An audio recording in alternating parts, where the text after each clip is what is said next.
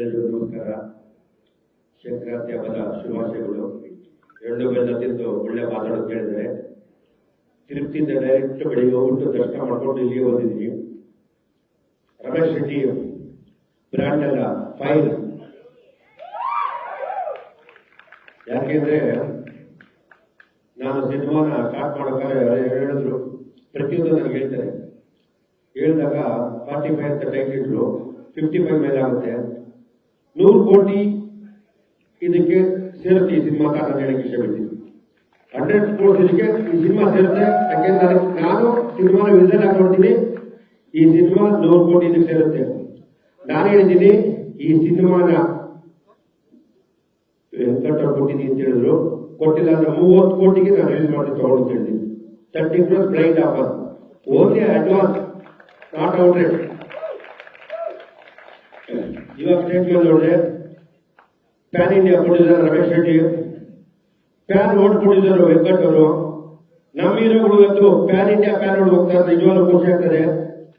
3 ಜನ ಹೀರೋಗಳು 50 ಕೋಟಿ ಮಾಡಿದ್ರೆ ರಮೇಶ್ ಶೆಟ್ಟಿ ಮತ್ತು ಅರ್ಜುನ್ ಜನ್ಯ 50 ಕೋಟಿ ಕನೆಕ್ಟ್ ಮಾಡ್ತಾರೆ. ಈ cinema not only Indian cinema ಆಗುತ್ತೆ ಅಂತ ನಾನು ಖಂಡಿತವಾಗಿ ಹೇಳ್ತೀನಿ.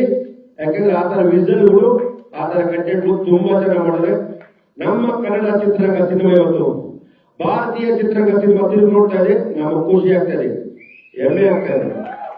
ಒಂದು ಕಾಲದಲ್ಲಿ ನಮ್ಮ ಸಿನಿಮಾಗಳನ್ನ ಯಾರು ನೋಡ್ತಿರಲಿಲ್ಲ. ಒಂದು ಕಾಲದಲ್ಲಿ ಕೇರಳದ ಸಿನಿಮಾಗಳನ್ನ ಒಂದೇ ಒಂದು ಬ್ಲೂ ಸಿನಿಮಾ ಮಾಡಿದ್ರು. ಇವತ್ತು ಅವರು ವರ್ಲ್ಡ್ ಲೆವೆಲ್ ಇದ್ದಾರೆ. ಇವತ್ತು ನಮ್ಮದು ಭಾರತ ಲೆವೆಲ್ ಇದೆ.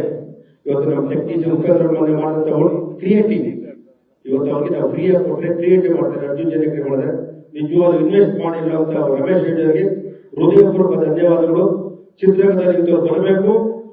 ನಮ್ಮಲ್ಲಿ ಇಂಥ ಸಿನಿಮಾ ಬರ್ತಾರೆ. ನಮ್ಮ ಸಿನಿಮಾ ನಾವು ಹೆಮ್ಮೆ ಪಡಬೇಕು. ಇವತ್ತು ವೆಂಕಟ್ ಅವರು ಅಷ್ಟೇ PAN India cinema, Ramesh cinema PAN world cinema ನಮ್ಮ ಟಾಕ್ಟಿಂಗ್ ಅಂತ ಇಷ್ಟಪಡ್ತೀವಿ. ಇವತ್ತು ನಿಮ್ಮದು 1000 ಕೋಟಿ ಮೇಲೆ ಬಿಸ್ನೆಸ್ ಅಂತ ನಾವು ಹೇಳ್ತೀವಿ. ಯಾಕೆಂದ್ರೆ ಜನಗಳು ಮಾತುಗಳು, ಆಮೇಲೆ ನಿಮ್ಮ ವಿಷನ್, ಕ್ರಿಯೇಟಿವ್ ಆ ಥರ ಇದೆ. ನಿಮ್ ಬೇರೆ ನಮ್ಮ ಮುಖಾಂತರ ನೆಕ್ಸ್ಟ್ ಡೈರೆಕ್ಷನ್ ಮಾಡಬೇಕು ನನ್ನ ಆಸೆ ಇದೆ. ವೆರಿ ಗುಡ್, ತುಂಬಾ ಒಳ್ಳೆಯದಾಗಲಿ. ಇವತ್ತು ಸಂಕ್ರಾಂತಿ ಆಗಸ್ಟ್ 15 ಸ್ವಾತಂತ್ರ್ಯ ಬಂದಿದೆ. ನಿಮ್ಮ ಸಿನಿಮಾ ತುಂಬಾ ಚೆನ್ನಾಗಿರ್ತದೆ. ಇಡೀ ಚಿತ್ರರಂಗ ಎದುರು ನೋಡ್ತಾ ಇರ್ತದೆ.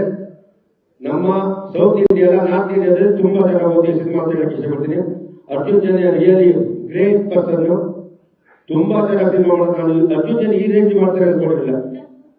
ನಿಜವಾಗ್ಲೂ ನಾನು ಅರ್ಜುನ್ ಜನ್ಯ ಬರೀ ಹಾಡುಗಳು ಮಾಡ್ತಾ ಇದ್ರೆ ನಮ್ಮಲ್ಲಿ ಮೋಸ್ಟ್ಲಿ ಇನ್ನೊಬ್ರು ಪ್ರಶಾಂತಿ ಉಟ್ಕೊಂಡು ಕಾಣುತ್ತೆ. ನಾನು ಕಣ್ಣಿಗೆ ಆ ತರ ಕಾಣ್ತಾ ನಿಜವಾಗ್ಲೂ ಸರ್. ನಾನು ಒಬ್ಬ ನಿರ್ಮಾಪಕ, ನಾನೊಂದು 50 ಸಿನಿಮಾ ಮಾಡಿದ್ದೀನಿ, ನಿರ್ಮಾಪಕ ನೋಡಿದ್ದೀನಿ. ಏನ್ ಶಾರ್ಟ್ ತೆಗೆದವ್ರೆ, ಆಮೇಲೆ ವಿಷನ್ ಇದೆ, ತಾಳ್ಮೆ ಇದೆ. ನಿಜವಾಗ್ಲೂ ಅವರು ಕನ್ನಡ ಚಿತ್ರಕ್ಕೆ ಒಂದು ಆಸ್ತಿ ಹೋಗ್ತೀನಿ. ನಿಮ್ಮೆಲ್ಲರ ಸಹಕಾರ ಸಂಪೂರ್ಣ ಇಡೀ ಚಿತ್ರರಂಗದಲ್ಲಿ, ಎಸ್ಪೆಷಲಿ ಇವತ್ತು ಬಂದ ನಾನು ರಮೇಶ್ ಶೆಟ್ಟಿಗೆ ತುಂಬಾ ಒಳ್ಳೆಯದಾಗಲಿ. ಯಾಕೆಂದ್ರೆ ಅವರು ಒಳ್ಳೆ ಸರಳ ಮನಸ್ಸರು, ಯಾರು ನೋಯಿಸುವುದಿಲ್ಲ. ಅವರು ಸಿನಿಮಾ ಇಷ್ಟಪಡ್ತಾರೆ.